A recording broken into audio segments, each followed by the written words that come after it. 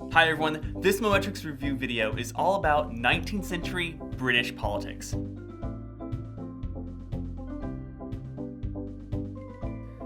And for the three of you who are still watching, I promise it's actually going to be fun. Really. And I might even do a British accent. Wait, what? I'm not allowed to do that anymore? Ugh. Whatever. Let's get going. Anyhow, let's start at the beginning of the 1800s. Great Britain adds Ireland to its union, which meant that the United Kingdom now consisted of England, Scotland, and Ireland. But hold on. Through the Acts of Union, Irish representatives would now sit in the House of Lords and the House of Commons, the legislative portion of the British government. Yet, many Irish boroughs, or small counties, were left out of this process, which, as you can imagine, made them less than happy. Am I allowed to do an Irish accent here? No? This all took place under the tenure of Prime Minister William Pitt the Younger, the youngest Prime Minister ever. He was 24 when he took office. Under his guidance, the abolition of the slave trade gained momentum, and eventually the trade would be abolished by the Slave Trade Act of 1807, the year after he died. At least it happened, right? Also, during this time, France was rising from the ashes of revolution and had new leadership in the form of Napoleon Bonaparte. Ha! I got my accent in. And I'm not going to say it the normal way. Napoleon wanted to expand the influence and domain of France to what it had been during the reign of Louis XIV. But the British were like, nah, bro. And numerous battles took place in the continent and at sea following Britain's declaration of war in 1803. These Napoleonic Wars continued until the Battle of Waterloo in June of 1815, which resulted in a largely defeated French force and the eventual exile of Napoleon. And as if Britain didn't have enough going on there, they were also at war with, you guessed it, America. The War of 1812, a creative name that, lasted about 3 years from 1812 to 1815 and revolved around the land and water rights north and south of the former colonies. Basically, it was squabbling over the Canadian borderlines, fishing rights, and American expansionism. Native American tribes were funded by the Brits to keep the growing American nation at bay. And they also impressed, or made join the Navy, Americans who were born British. Obviously not cool if you don't want anything to do with fighting against the French in Europe for a country that you don't even belong to anymore. Now, on to one of my favorite topics, monarchy. God save the Queen!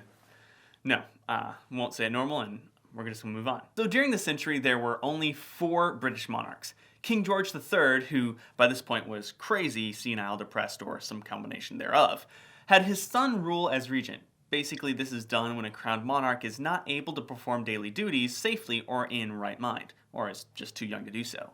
In 1820, George III died and his son became George IV. And he led an extravagant lifestyle that ran up the debts of the nation already struggling to keep a balanced checkbook after multiple wars. His coronation party was 20 times more expensive than his father's had been. He became massively obese and was known for adulterous relationships. Political satirists had a field day with his overly indulgent lifestyle and lack of political prowess. George IV would only reign for about 10 years, and his final years were spent in pain and duress from tumors and physical maladies. Ugh. George's brother, William IV, succeeded him on the throne and carried a very different temperament. William worked far harder than his older brother, and Prime Minister Arthur Wellesley is said to have done more business with William in 10 minutes than he did with George in 10 days. Not great. The political environment that William entered upon his coronation, or even before that officially happened, consisted of 2 factions of very opposite convictions. He was immediately caught between the reformers and the traditionalists. Prime Minister Arthur Wellesley, moved not to change anything, or at least be really, really careful. But America and France had had their revolutions that radically changed the formation of government, and Parliament argued that more people needed to have better representation and the right to vote. That doesn't sound so bad, right? This led to the passage of the Reformed Act of 1832, which meant a few things. 8 English counties and 3 Welsh counties each received an additional representative. Yorkshire, which was represented by 4 MPs before the act was given an extra 2 MPs. 22 large towns were given 2 MPs, another 21 towns, of which 2 were in Wales, were given 1 MP each. So quite a change, and for a while people didn't love King William because they felt he represented the old ways of tradition too greatly. Other notable events during his reign include the abolition of slavery, which happened right after he died, the Factory Act, or child labor law, the Poor Law, having to do with the homeless and poor of England. William IV endeavored to live past his niece's 18th birthday so that she might not have to reign as regent, and having succeeded, he died 1 month after she turned of age. Thus, in June of 1837, Victoria was anointed and crowned queen. But seriously, from here on out, all of 19th century British political history becomes Victorian, so it's a pretty big deal. So now to cram in 60 years of political history into the next minute. Are you ready? The Victorian era is typically associated with reform and progress. Shortly after being crowned queen, Victoria proceeded with the marriage which had been planned since her infancy, because arranged marriages, to Albert, Prince of Saxon, Coburg, and Gotha, which were various parts of Germany. Just trust me on this. The two were happy together and would eventually have 9, count 'em, 9 children. In politics, Victoria presided over 20 changes in prime minister, which I'll not bore you with now. But I do want to talk about the industrialization that occurred during the Victorian era, as it influenced much of the politics and reforms. In 1838, London-Birmingham line opened, and the railway boom began. Uniform postage. The system was a mess, prone to abuse, and so 1-cent stamps were standardized for any letter going anywhere. Soon, nearly 350 million letters were sent annually. Vaccinations were made available to all children, even the poor. Interchangeable parts became popular on manufacturing. In 1881, electric bulbs became mass-marketed. Paper became mass-produced, as did pencils. Metal replaced wood in shipbuilding. Bicycles were popularized. Telegraph lines connected all continents except Antarctica, because Antarctica.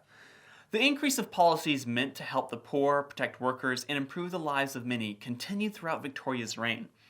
England enjoyed relative peace at the height of its influence, though the Crimean War and Indian Rebellion of 1857 were exceptions to this. The Crimean War was to prevent Russia from annexing parts of the Middle East, while the Indian Rebellion was due in large part to the poor management and oppression on the part of the East India Trading Company, which was dissolved after that.